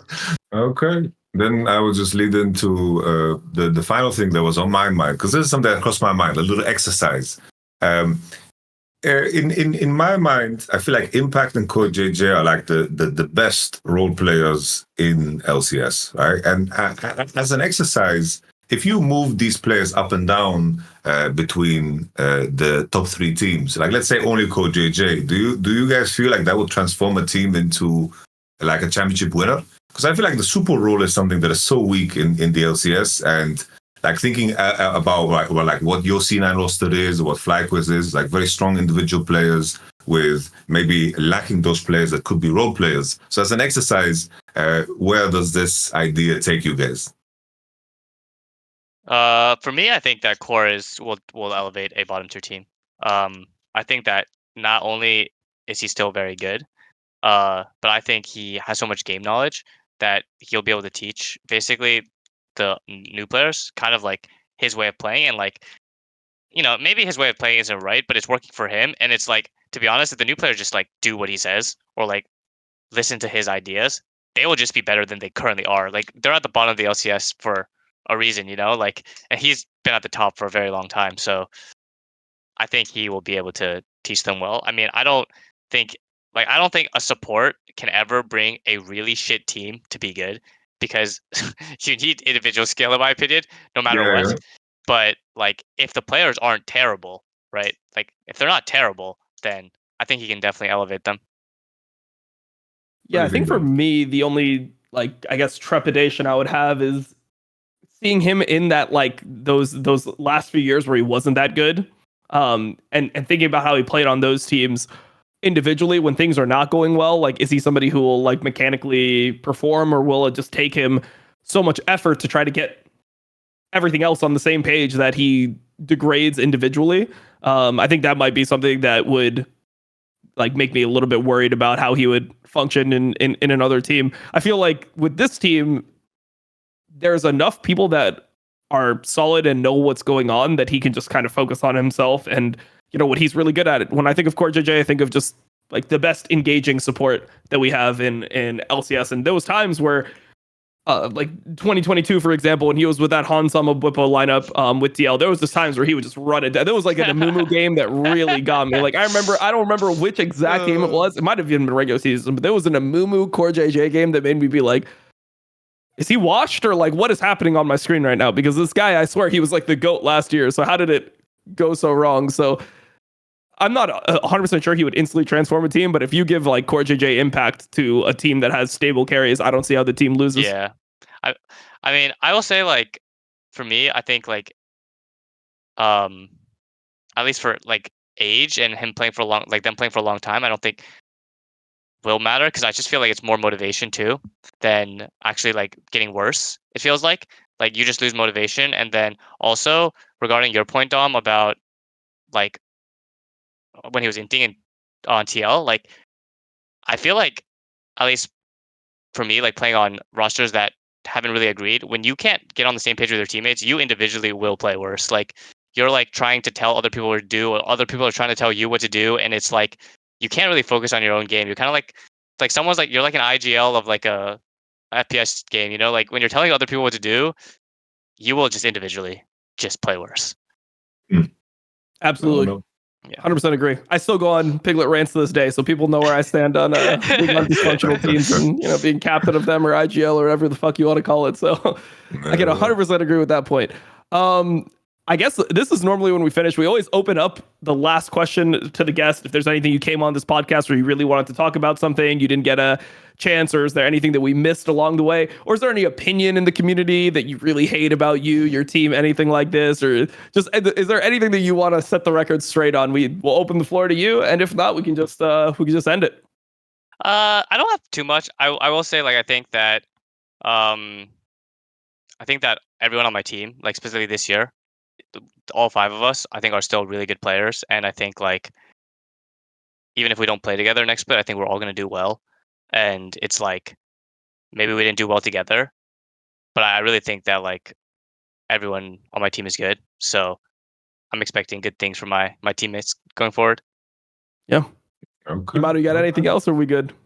No, I'm just excited to, like, I don't know, I'm getting like these maybe not the same as Bo, but I kind of get the vibe like Blaber is the man that like should be playing with a couple of more role players, you know. So I'm hoping that's a transformation that we get to see, you know, like a couple of guys that are willing to do the dirty work, because I feel like that's something that C9 has been like lacking for quite some time, and hopefully Blaber, you know, has the right let's say changes, whether that's through players or through innovation or whatever. I hope success comes to you in the coming year, Blaber.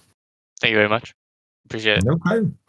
All right. Well, that's the episode. That is season 1, episode 7 of the Sackdown. Thank you for joining us, Blaber. I know you said in the break we had there that you don't normally do podcasts. You haven't done many podcast interviews throughout your career. So it's cool to actually be able to pick your brain on your entire career, because it's been a legendary career up until this point. So good luck next year. And yeah, I'm really grateful that you joined and were willing to talk to us about all these topics. Cool. Thanks for having me. All right. Yeah. Join the SAC during Worlds. I'll think about it.